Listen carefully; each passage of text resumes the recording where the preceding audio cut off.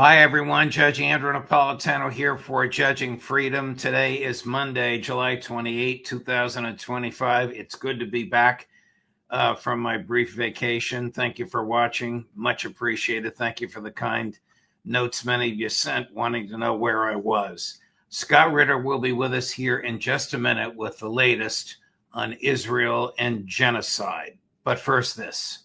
Why do so many financial experts call silver the most undervalued asset today? Because silver is essential to the future. From solar tech and electric vehicles to the explosive growth of artificial intelligence. Demand is rising fast, and yet silver is still trading at a bargain. With billions pouring into AI, silver prices have only one place to go: up. Robert Kiyosaki, the author of Rich Dad, Poor Dad, says silver may be the most overlooked opportunity on the market and could double or triple by 2026. I believe in hard assets like this bar of silver. You can hold it in your hand or put it in your 401k or IRA. That's why I urge you to call my friends at Lear Capital and get their free report, The AI Revolution, and see why silver prices are set to soar. Call 800-511-4620, 800-511-4620, or go to LearJudgeNap.com. Don't wait. The government can print dollars, but it can't print silver.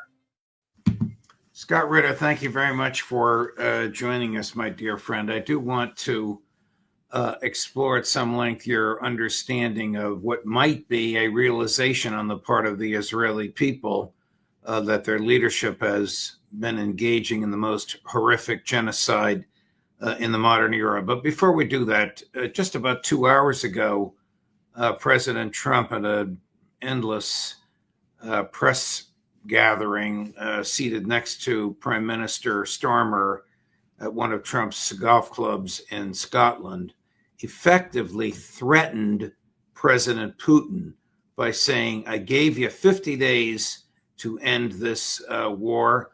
Now I'm giving you 12.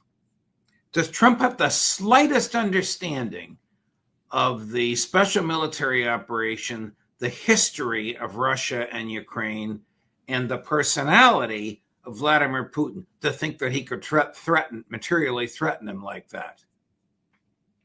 Well, Trump is somebody who has an ability to reimagine facts and history any way he finds convenient at the moment. This is a man who knows full well who is responsible for the conflict in Ukraine. He is Donald Trump. He can look in the mirror every morning, and if he allows himself to remember back to when he was president in 2017, 2018, 2019, 2020, and remember the policies that he implemented, the offensive weaponry he sent in, the CIA bases he authorized to be built and why he authorized them to be built, the fact, his military was training a battalion of Ukrainian troops every 55 days for the sole purpose of eastward to fight and engage Russians in Donbass, to quote an army person, to kill Russians. Donald Trump is the reason why there is a conflict in Ukraine today. And, but he has conveniently forgotten that. This is a man who imagined a conversation with Vladimir Putin, who, imagined a conversation where he said, I will bomb the bovine excrement out of Moscow if you dare make a move on Ukraine. He didn't say that. He never had that conversation. But this is a man who lives in a fantasy world of his own construction.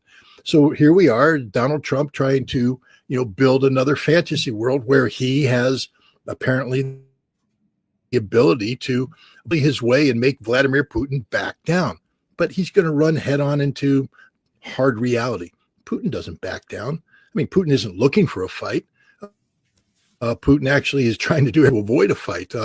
He didn't want this war to begin with. It was the Russians who bent over backwards to look for every possible off-ramp towards this conflict imaginable. It was the United States, both Trump and Biden, that that failed, that they were seeking conflict. And now, Putin has said, when this war ends, it must end forever. We don't want a forever war, which means that the root causes of this conflict must be addressed. Things like NATO membership, things like a NATO-trained army, things like NATO-backed Nazi government. All of this has to go. and the Russians aren't going to yield on this. This is an existential issue. And this is what Donald Trump fails to understand.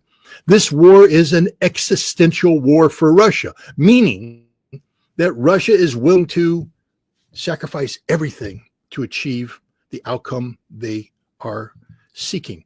Is Donald Trump willing to bet the future of 340 million American citizens on this conflict? Because that's what he's doing. Putin will not back down.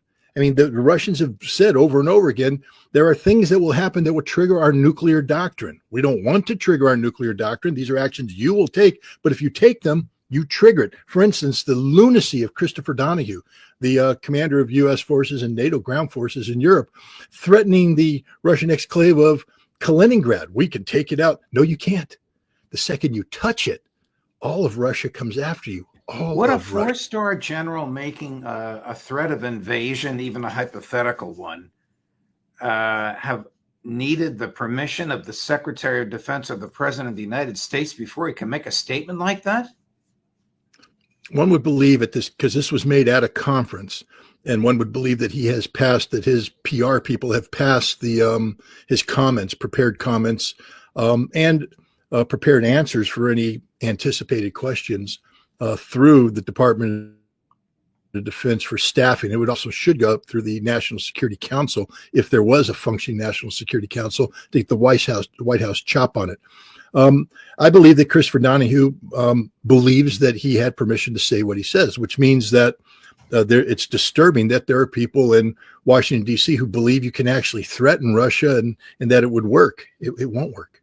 What is the status of the Zelensky regime now? That is, how stable is it? And what is the status of the Ukraine military? Well, I mean, it's not a good day to be Volodymyr Zelensky.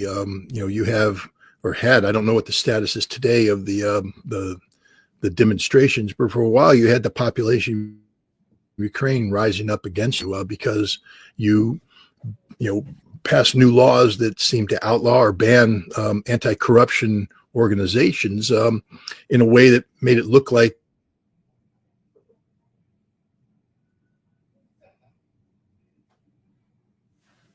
now we're having a freeze here.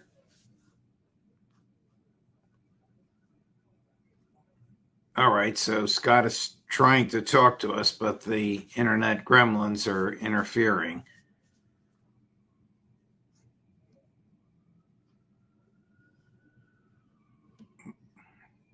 What do you want to do, Chris?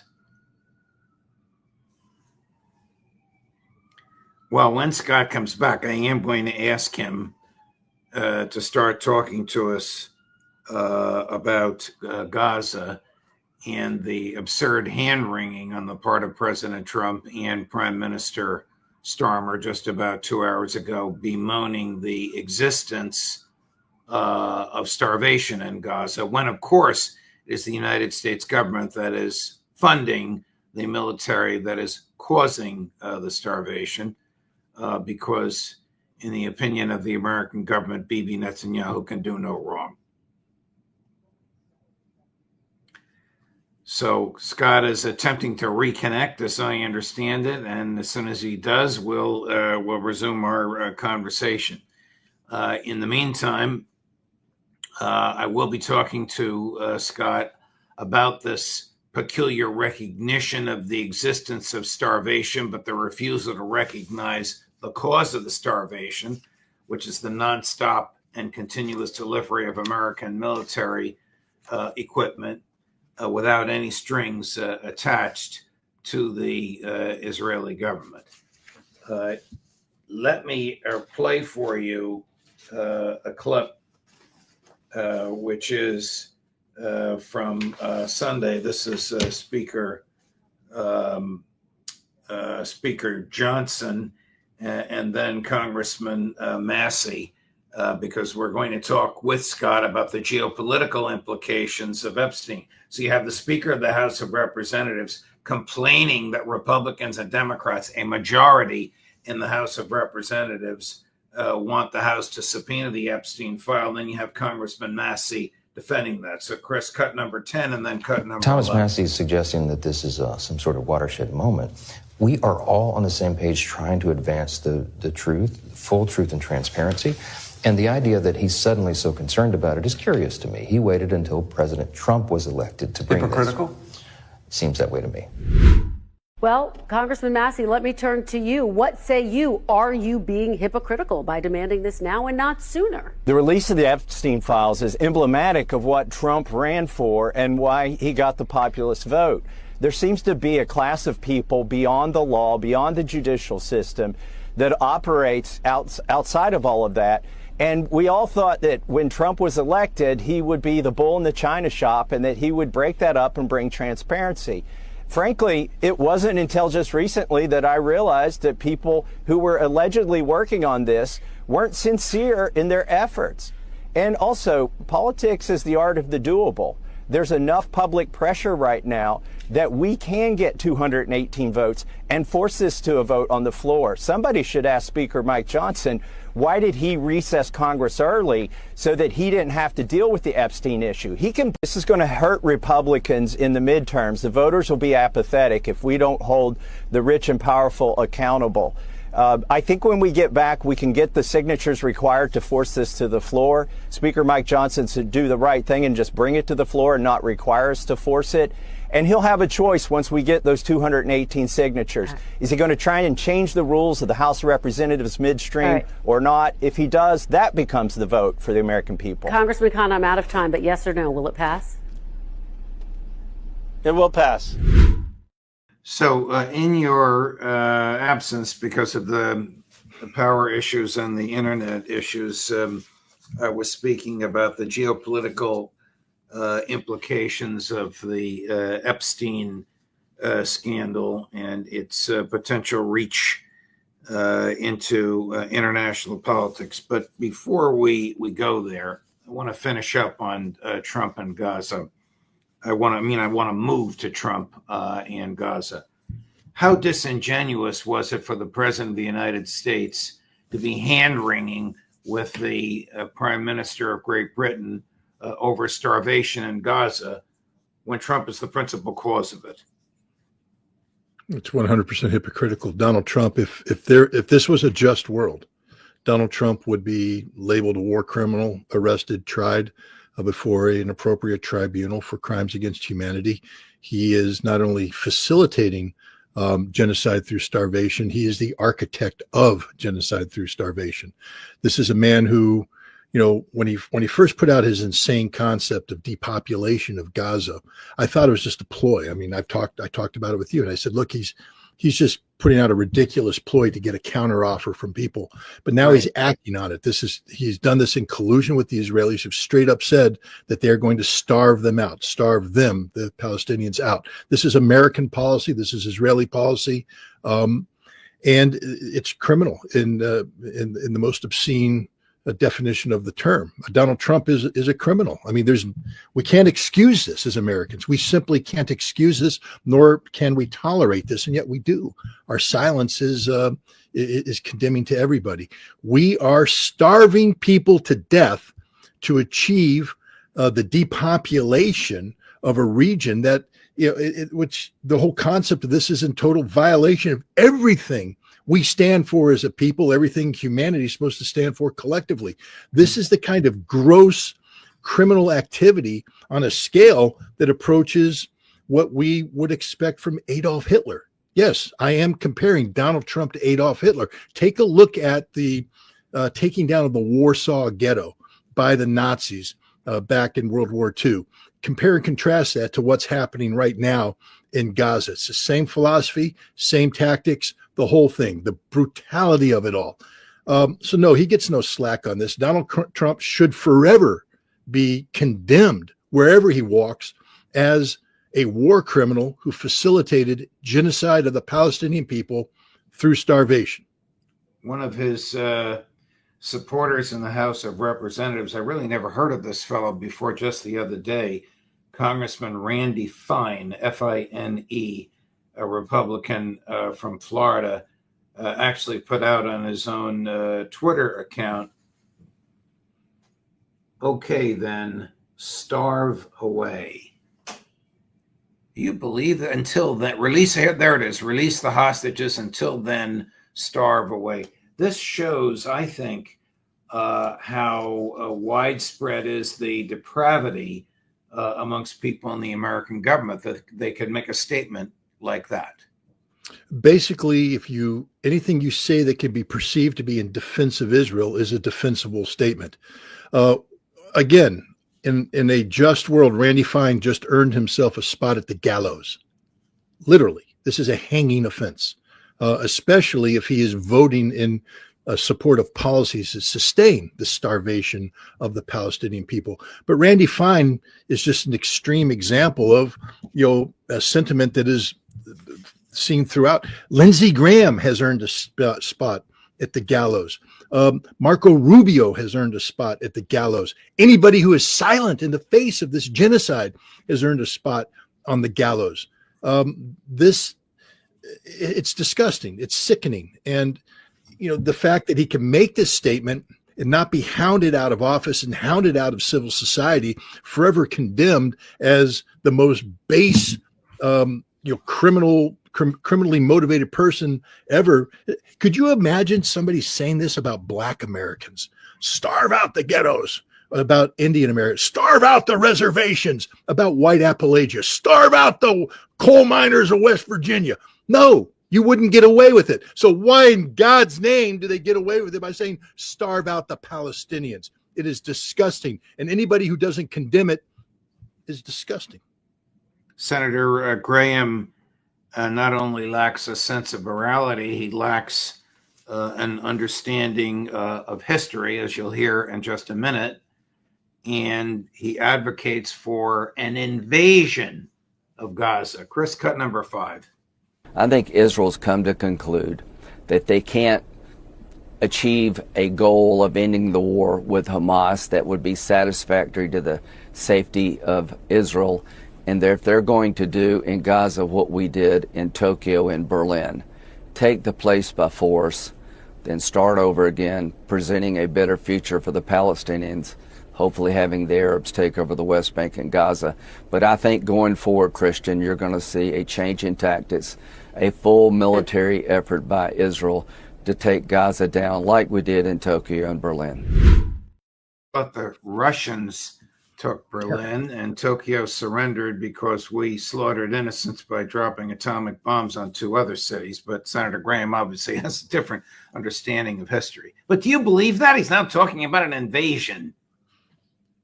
I believe it because this is Senator Graham, one of the worst human beings ever. I mean, the citizens of South Carolina, hang your heads in shame. This is who you voted for. This is who represents you. And he represents the United States of America. Listen to his words. Do you really support these words? Do you really support that sentiment?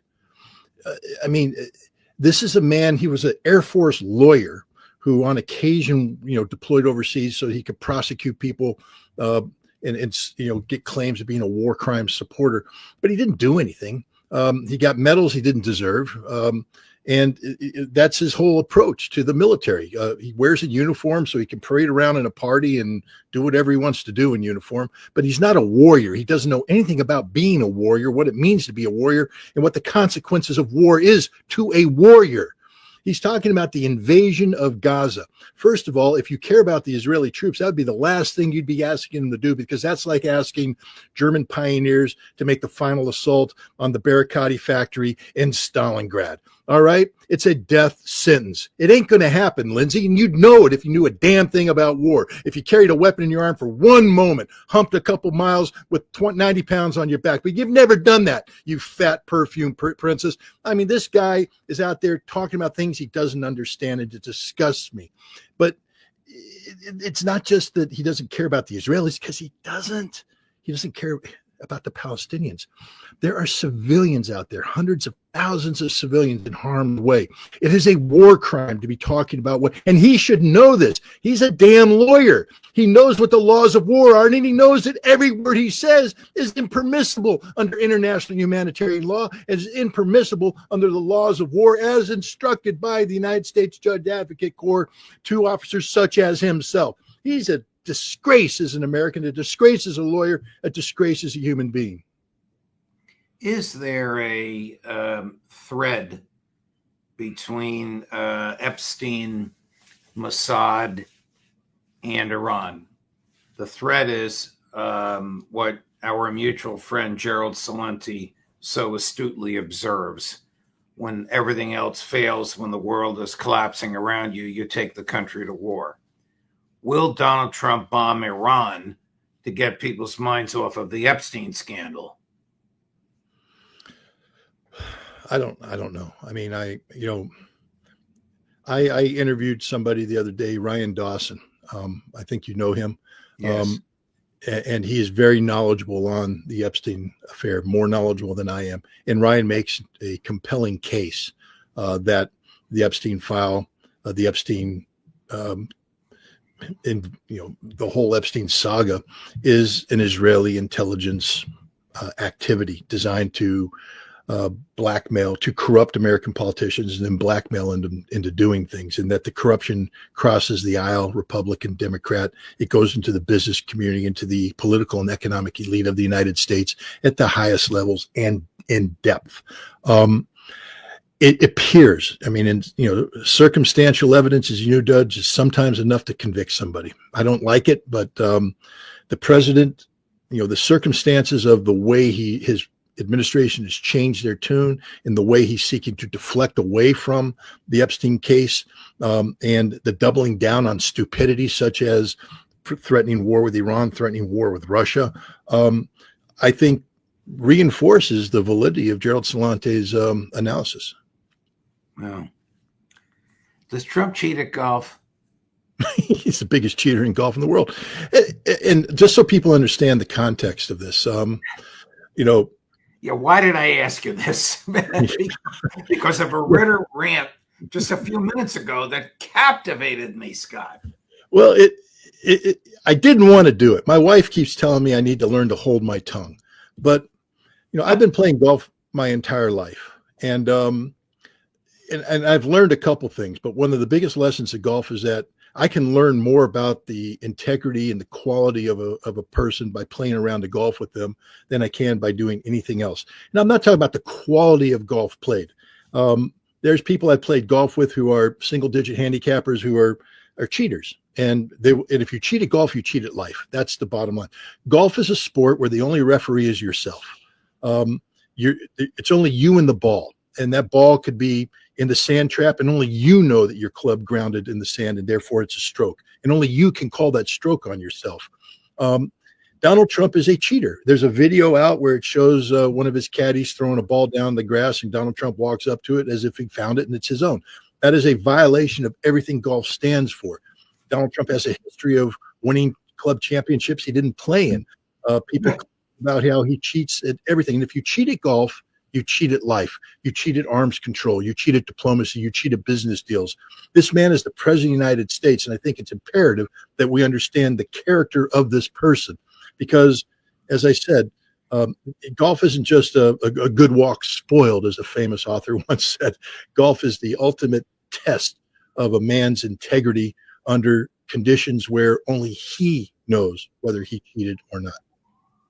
Scott Ritter, thank you, my dear friend. Sorry about the little glitch we had. Thank you for jumping right back on. Much appreciated. Look forward to seeing you again soon. Thanks, Judge, and welcome home. Thank you. Thank you. All the best to you. Tomorrow, Tuesday, at 8 in the morning, Ambassador Charles Freeman. At 2:30 in the afternoon, Aaron Mate. At 3:15 in the afternoon, Colonel Karen Kwiatkowski. And at 4 o'clock, Professor Jeffrey Sachs. Judge Napolitano for Judging Freedom.